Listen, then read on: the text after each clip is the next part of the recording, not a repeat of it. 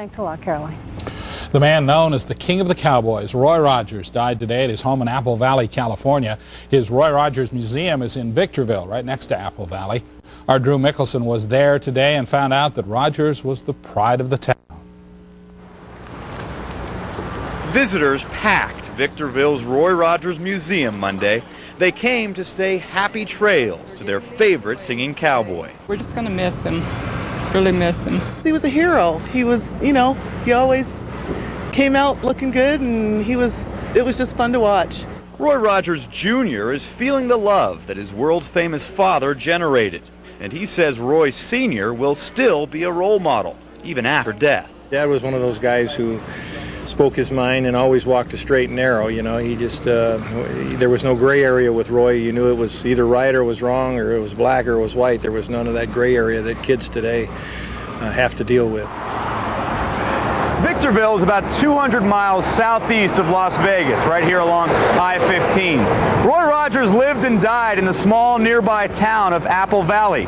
But if you talk to residents here, they say Roy Rogers was not only their most famous resident, he was also their favorite. We were raised up in Victorville, and this is like Roy Rogers is like, our guy. He did a lot for the community. He's done charities, many charities. Dale Evans also. The museum, which opened in 1975, is going to stay open.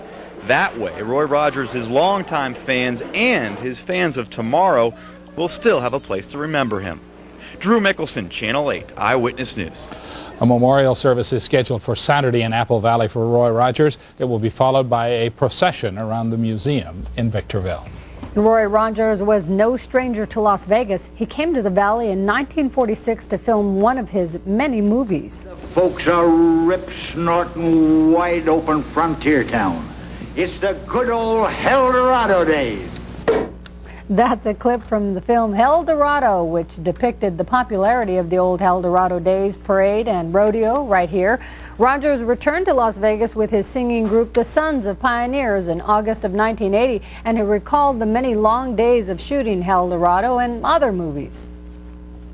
You get up at 5 o'clock and you drive to the studio, get made up, and then drive to Red Rock Canyon or Big Bear, up in Big Bear up in the mountains, depending on what type terrain you needed. And you get back at 6 or 7 o'clock at night and maybe move into the studio and shoot till 10 or 11 o'clock. And the same way on the next pictures, we did them one right after the other.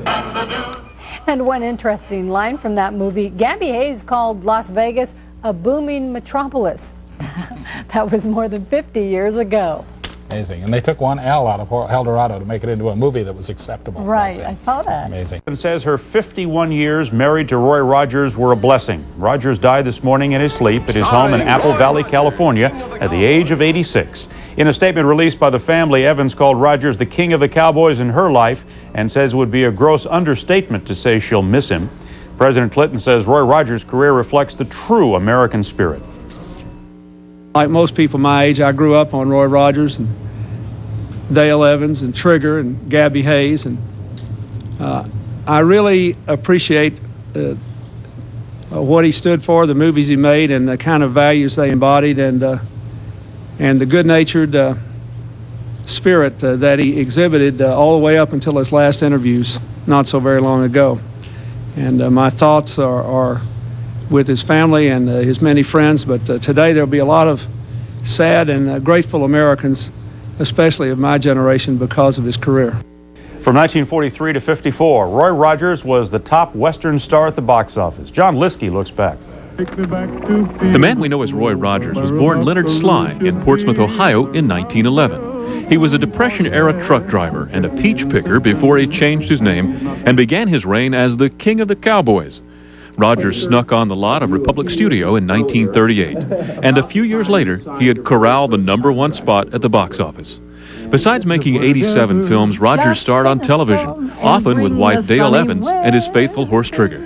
Happy trails to you till we meet again. Armed with a guitar, 6 shooters, and charm, he was the epitome of the Western good guy. he just seemed to be the ultimate good guy. I mean, talk about a role model, talk about a cowboy hero. He just seemed to be it. A very straight-shooting, straightforward, likable guy, and I think that's what he was in real life. Roy Rogers was 86. I'm John Lisk for Headline News.